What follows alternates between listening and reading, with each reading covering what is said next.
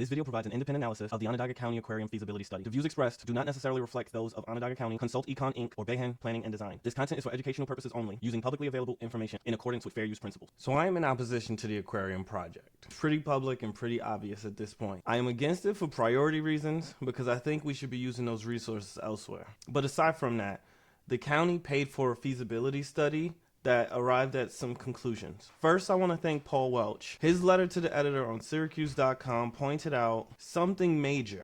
The study assumes a metro area of over 33 million people, but in reality, Onondaga County doesn't have that many residents. So right away, that was a red flag to me.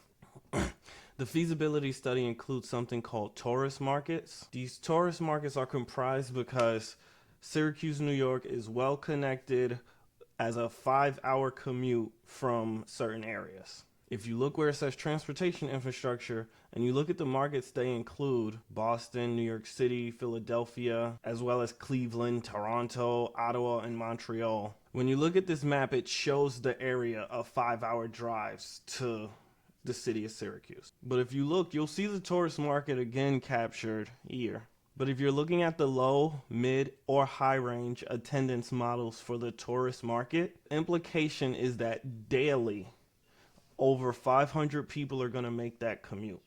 If you take the low range attendance, as you can see on my calculator here, this implies over 500 people a day are going to make that trip. I don't know if I agree with that, so I think Paul Welch might have been onto something. As you can see in Paul Welch's article, he points out that these places also have major aquariums themselves. What I want to talk about today isn't even this. What I want to talk about projects that these projections are correct. My biggest gripe with the project is located here in table X-5. This table shows that we're expecting a revenue of about $12 million a year. This table also shows that we're expecting annual expenses over $11 million a year.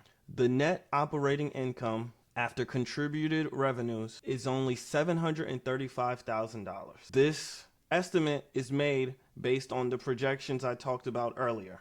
So I want to use the $735,000 annual profit number to see how long it will take us to make a profit. So if we spend $85 million and we make $735,000 annually, it's going to take us 115 years to break even. To me, that's not smart. That's just a bad investment. I wouldn't invest in anything if my return on investment wasn't profitable until 115 years. This also assumes the price tag is going to be only $85 million and not what's been previously reported. Quickly, I want to point to table XI-4.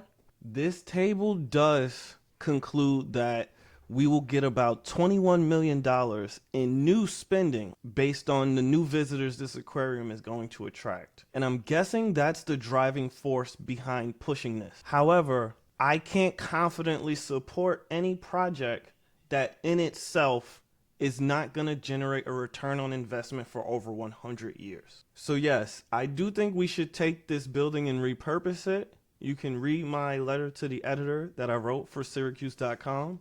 An idea was floated about a research and science center that I'd like to at least consider. I've been in favor of adding a grocery store with some kind of housing on top of it, but based on their own study, we're not going to generate a return on investment for 100 years. I won't tell anyone how to think. I don't want to tell anyone how to vote.